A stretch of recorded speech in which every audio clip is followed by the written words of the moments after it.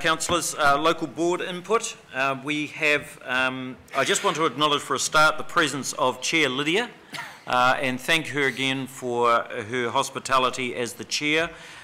Board members Walter and Tussie, I understand, are here. I'm struggling, and we've also, I'm sorry, got to get the glasses on. Tussie there, Lydia there, and is Walter still here? No, okay.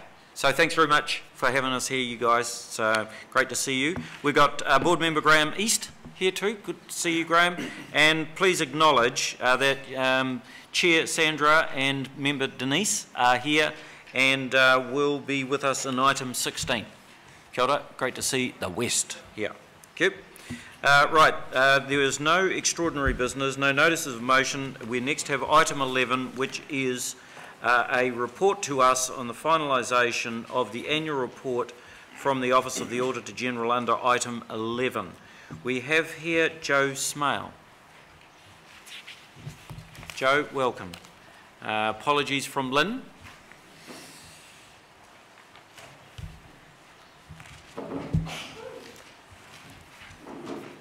Yes, thank you, Your Worship. I have with me on my right Robert Sutherland, who's the audit manager for our job as well. Yes, Lynn sends her apologies. She's been unwell for a couple of weeks and she really does regret not being here today. She was looking forward to it. So she does say sorry. In terms of the annual report today, we intend to issue an unmodified opinion on the annual report and also on the summary annual report. We have 2 letters of representation that we will be receiving from the Council. The main letter of representation, which covers the audit of the annual report, has one error sitting on it that you will have seen in the past, and that relates to the the cash flow hedge carry forward from last year, and you'll see that each year going forward. Other than that error, there's no significant errors sitting on the error schedule, which is a good result for the Council. In terms of the financial statements, there's 3 key areas that we wanted to cover off. The first is around rates. If you look on the face of the financial statements, the rates have increased by about $63 million, which is in line with the budgets, and it's in line also with your 2 affordability benchmarks that you'll see towards the back of Volume 3. Asset revaluations have been carried out this year. The main movements relate to stormwater and water and wastewater. We've also been required to do some out-of-cycle revaluations. Normally you would do revaluations every 3 years, but with the movement in the property prices in Auckland, particularly around land, we're having to do those much more regularly. Now that does create a cost for the Council, and there is a small impact on depreciation. Although land itself isn't depreciated, the small increase in building values does flow through to your accounts. The third area that we wanted to touch on was debt. Total debt has increased by about $1 million, which is slightly lower than the Council had budgeted for. This is also in line with your benchmarks that are sitting in the back of Volume 3. The benchmarks are actually set in your 2012 LTP, so they are in line with that. You've got both fixed and floating rate borrowings, and you have also 2 quite large offshore borrowing programs. So the foreign exchange risk of those programs is covered by cross-currency interest rate swaps. In terms of the non-financial reporting, we've seen quite big improvements in terms of the quality of what's being reported. This is in Volume 1 and Volume 2. We expect to see further improvements going forward.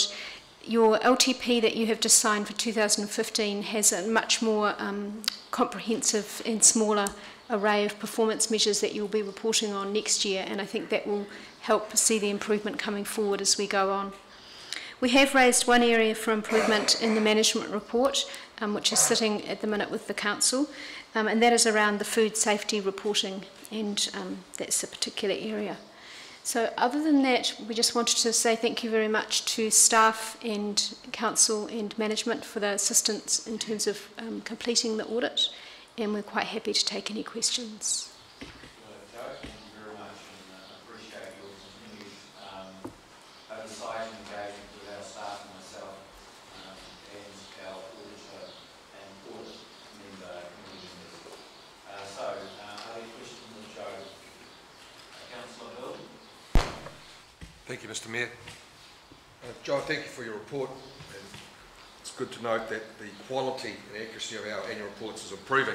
The question I have is about the food safety. We did cover this off in the Audit and Risk Committee, where you have identified a problem in process. It has meant some particular food branches may have an incorrect grade. Council has identified a process of getting that back on track and making it accurate again. Are you satisfied that will happen in a quick enough manner, bearing in mind the number of food branches that we have and the staff we have to deliver that work? When we first raised this issue, it was back in our interim audit, and I'm aware that subsequent to that there's been quite a lot of work completed to improve the systems.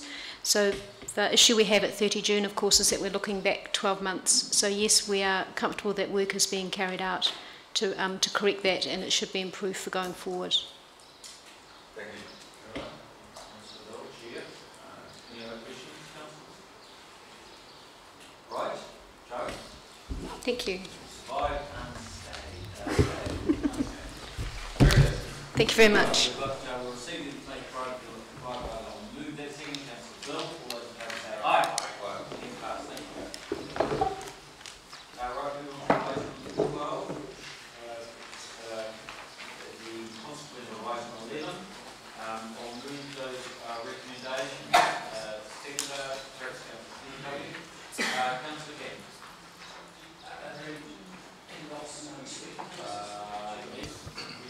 This one. And you. Yes. Thank you, Your Worship. Any comments or reflections ahead of the questions or statements by the council? Well, okay, sure. Sorry, I think you're inviting us. Just see whether there's anything they want to add. Look, very, very briefly, I mean, because this has gone through 2 committees, so the Audit and Risk Committee has looked at the process followed, and we've just had confirmation from Joe, our Audit Director, that the process was robust, and the Finance and Performance Committee was presented the results, and so there was some good discussion around the actual performance of the group. So, this is really just bringing those 2 recommendations forward. Thank you, Your Worship. Well, thank you. Right, Councillor Camp. Thank you for your indulgence, Mr Mayor, and I know you always like me talking about staff costs and numbers every year. Absolutely. So I just have some comments, and I apologise for not being at the Audit and Risk and Finance Committee last week, where I'm sure this was, I had to choose between my Disneylands. My opening comments, Mr Mayor, is that over the last 5 years, we have seen a total head count, according to this annual report and past annual reports, go from 9,300 in 2011 to 11,380. I know that's a total head count, and I know staff prefer to talk in full-time equivalents. So that's 2,080 more people wearing the Auckland Council badge than there was in 2011. And there's been a budget increase too over those last financial 5 years, as reported in each and every annual report, of 177 million, taking the overall staff entitlements budget to from 615 million to this year, this 14-15 year that we're reporting on and signing off today, to 792 million. My bigger concern, Mr Mayor, is not so much this year with the salary creep from those that have gone into the 100,000 bracket or the 200,000 bracket or the 300,000 bracket, but it's the fact that the budgets, the top line budgets, keep being exceeded, and I'm given assurances every year that we've reached just about the top of the line, and every year our annual report, because that's all we can go on, the audited annual report shows that the actual variance is quite a bit bigger than the annual planned budget. In the past 12 months alone, we've picked up another 258 people, taking us from 11,122 to 11,380. As as our communications department tell us, over 200 full-time equivalents. Now, the reaction this year, last year it was about Ports of Auckland now being included in that, and that was the debate last year. But this year, the defence has been that we're employing more people because more people are coming to Auckland. And I don't think that was ever the anticipation with the super city. I remember the concept of economies of scale and being able to do more stuff with less staff. And I suppose if you look at the New Zealand population in the past 10 years, that's increased by 500,000 more people, yet the public sector numbers, and many if not most of the public sector departments have fallen, yet customer satisfaction in many of those areas has increased. And so I put that on the table, that just because numbers are increasing doesn't mean the public service has to increase. And I suppose you could also look at our dairy giant Fonterra. We've got more dairy farmers than we've ever had, yet their staff numbers don't continue to increase. So I leave that with you. But my point of questioning, Mr. Mayor, is I suppose I just want to get a sense of what assurances can we have that this 15-16 budget that we're now 2 months into of 771 million